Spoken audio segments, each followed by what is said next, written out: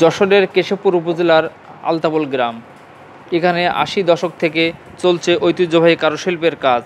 শত শত যুবকের কর্মসংস্থান হয়েছে এই শিল্পকে ঘিরে। এই কারুশিল্পের সাথে জড়িত আজিজুর রহমান জানাচ্ছেন তার জীবনের গল্প। কত বছর ধরে এই কাজ করছেন? 25 বছর মতন কাজ করতেছি, কাজের বয়স। কিভাবে এই কাজে আসলেন? এই আমাদের এই এক মুরব্বী ছিল, অনেকদিন ধরে কাজ করতো, ওনার কাছে দেখে দেখে আর কি শিখছি। শেখার পরে তখন নিজে ব্র্যান্ডে কাজ করতেছি।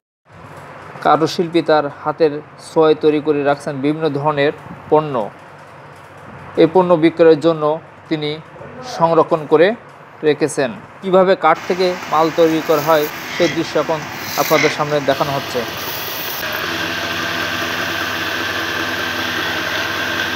আপনি যে মালগুলো তৈরি করছেন, এই মালগুলোর নাম কি?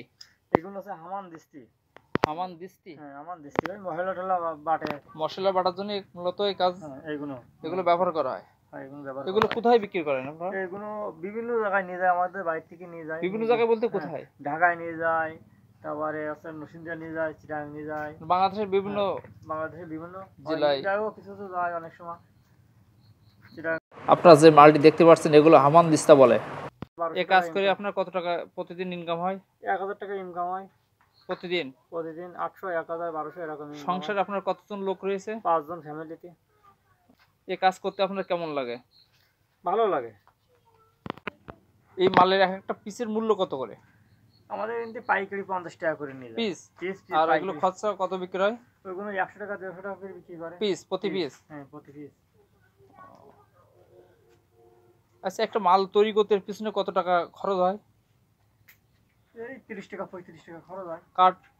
কাঠ দিয়ে মোট রং টং দিয়ে কাঠ দিয়ে কারেন্ট বিল দিয়ে 30 থেকে 35 টাকা খরচ হয়।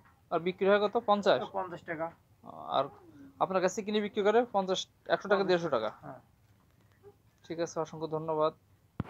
কারুশিল্প শুধু জীবিকা নয়, এটি গ্রামীণ অর্থনীতির অন্যতম শক্তি। আলতাবল গ্রাম আজ কারুশিল্পের জন্য পরিচিত, আর এর পেছনে আছে আজিজুর রহমানের মতো অক্লান্ত শ্রমিকেরা। ভিডিওটি শেয়ার করে পাশে থাকার জন্য চেষ্টা করবেন। ধন্যবাদ সবাইকে।